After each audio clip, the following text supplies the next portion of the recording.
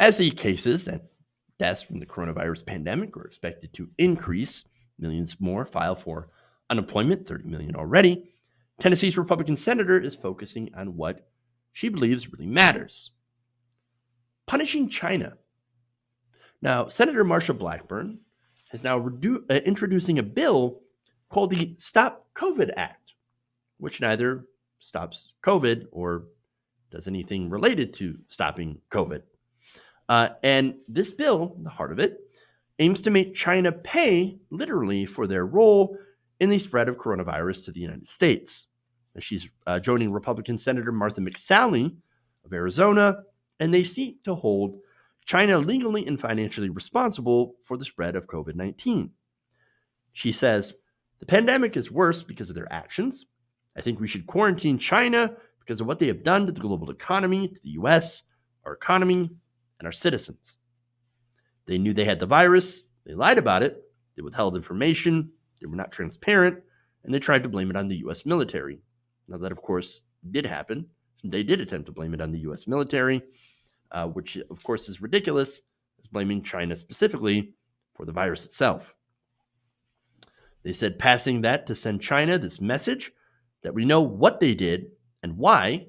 Of course, there's a conspiracy about this originating in a Chinese lab that has absolutely no evidence. It's verifiable to back it up. Nonetheless, they said, she says, it is vitally important that we send this message through this bill. So now, instead of focusing on what's best for the country, increased testing, financial help for the American worker, she instead wants to focus primarily on attacking China. Now, she argues that in the bill, the Chinese government should cancel trillions of dollars of debt owed by the U.S. to China for, of course, what we have spent on basically propping up American corporations, and seeks to give American citizens right of action to sue the Chinese government in federal court. I'm not sure how exactly that would be enforced, but instead of paying for healthcare, giving people a UBI until this is over, Marsha Blackburn would rather have you be able to sue the Chinese government in order to pay for your medical bills related to COVID-19. That is, of course, if you had contracted the virus and then survived it. What a way to pass the buck. I think it's a way to, of course, to get us to ignore the lack of Republican leadership and to make us focus on attacking another country. Country that, of course, has made plenty of their own mistakes when it comes to the virus. However, the Trump administration has also made plenty of their own mistakes that they continue to not own up to. They refuse to take adequate steps to protect the American citizenry. That, of course, has led to unnecessary death and unnecessary economic hardship. The government refuses to do what it was supposed to do, lead and ensure the safety of the people, and now we are set to reap the whirlwind. Some examples of the lack of leadership are these. Back in May of 2018, the Trump administration had disbanded the pandemic response team in the White House, saying that we didn't exactly need it.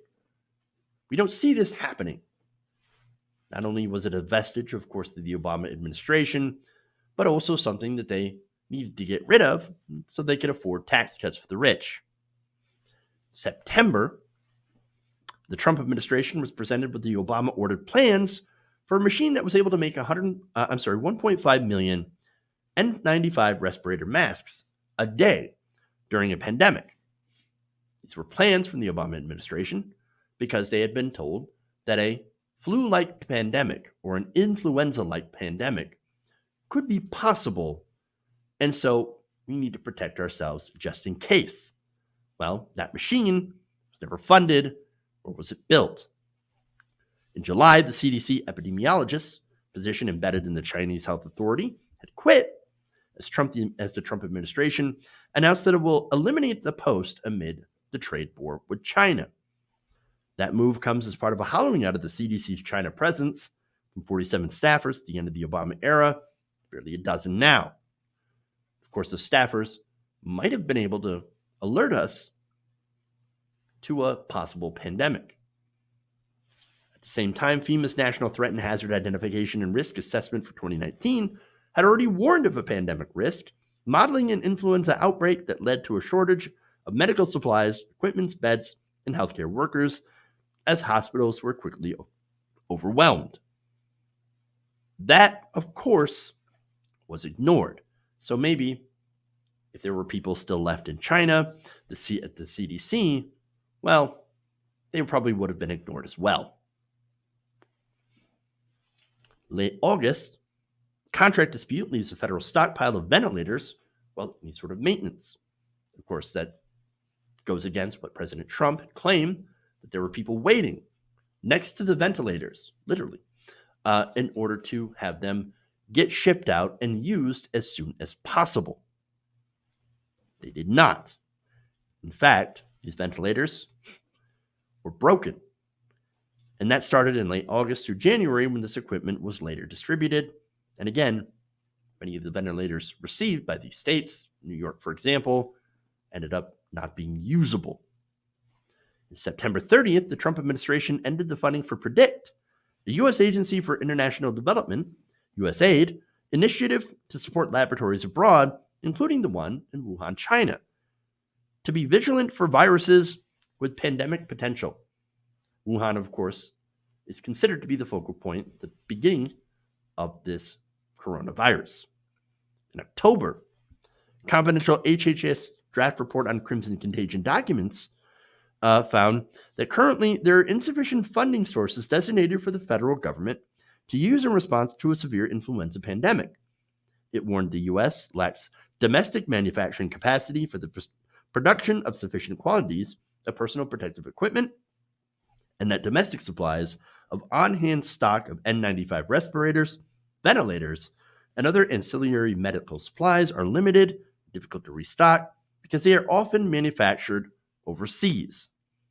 These failures, and many of others by the current administration to heed the words and warnings, then, when the virus began spreading around China and then to the world, they downplayed them, had played a very large role in the current crisis.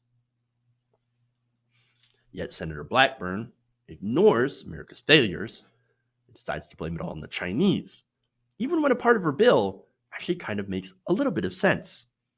But it's not an accident, it's a deflection at best, and even perhaps playing into some of Donald Trump's racism. Members of the Trump administration had received memos, for example, if they were to talk about China, they're to refer to it as the Chinese Communist Government. Now, China Communist Government? Yes, they do have a communist government. That is true. However, when speaking about China early on, whenever, of course, they do something favorable to the president, well, he doesn't refer to them as the Chinese Communist Government or the Chinese Communist Party. He refers to them as China's government or Mr. Xi. That, of course, is intentional to make you remember that, yes, communists, bad, China, bad. Now, as I mentioned, there's one part of that bill that in some way makes a little bit of sense. And that, of course, was addressed in our readiness. The fact that we do have a lot of our manufacturing abroad made us very unprepared to manufacture the things necessary for saving lives. Masks for medical professionals, and of course, ventilators for hospitals. Now, thing is, that is not the fault of the Chinese. That's the fault of the manufacturers for using cheap, easily exploited labor in China. Blackburn, however, said, quote, "When you look at our supply chain, whether it's pharmaceuticals, technology, telecommunications, or PPE, most of what has been manufactured in China. That limits our access. What we need to do is bring that manufacturing back stateside. There will be incentives, but it's also the time for regulatory relief." Now, part of that sounds sensible, of course. You should have, yes, more of our manufacturing be at home. That makes a lot of sense. However, there are also parts that are very problematic. For one, regulatory reform, which is Republicans speak for more deregulation. Now, if you look at the manufacturing base in China, in areas where they're heavy in industry, you notice a couple of things: lack of regulation and pollution. So one of the things that Marsha Blackburn is calling for an increase of. Yes, we should bring our companies back home, but we should make it cheaper and easier to exploit not only our lands, but also labor, so that these companies won't have to pay a living wage, won't have to adhere to quote unquote onerous standards when it comes to the environment, and so they can operate as much well here as they could in China, making them not want to go to China because they can make much more profit here. That is, of course, very problematic. Again, one thing you notice if you go to China, their industrial sector, is they deal with massive pollution, smog in those industrial sectors. Blackburn, of course, opposes legislation to stop that actively and actively denies climate change. And now she's saying we should probably take advantage of the now over 30 million people that are out of work in America. We should bring back those jobs at much, much lower pay.